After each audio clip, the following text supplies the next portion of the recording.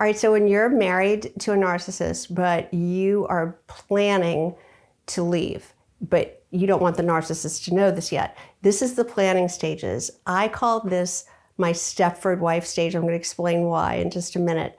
But that's what we're talking about today, how you can cope during that period where you don't want the narcissist to know that you're planning on a divorce. I'm Victoria McCooey.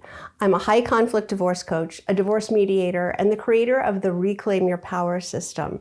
I help people every day who are right where you are, stuck in a toxic marriage to a narcissistic spouse, or already engaged in a contentious divorce from one.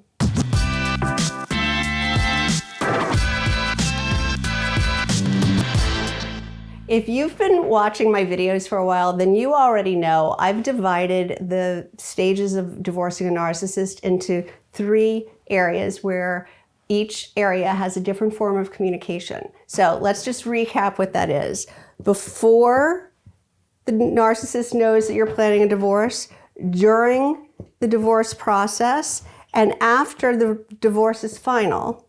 Okay, so before, the communication style you're going to use is what I call the Stepford Wife. I'll explain more about that after. And during is yellow rock. After, we use gray rock. So I'll link some videos after for yellow rock and gray rock information, but today we're just talking about the Stepford Wife stage.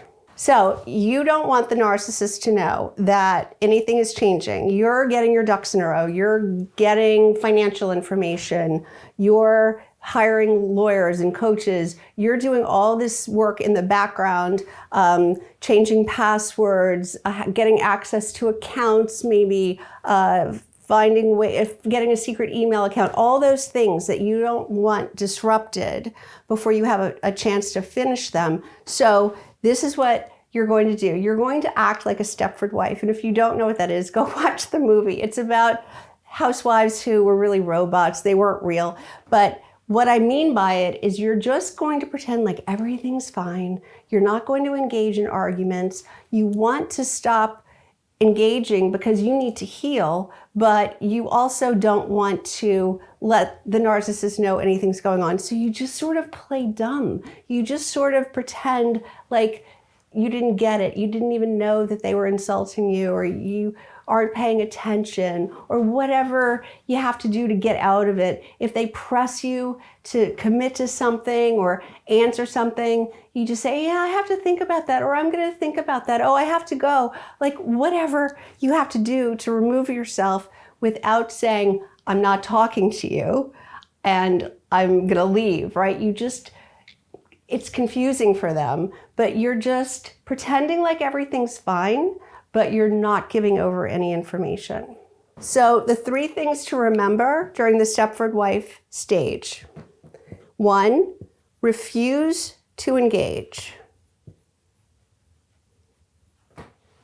Number 2, focus on you.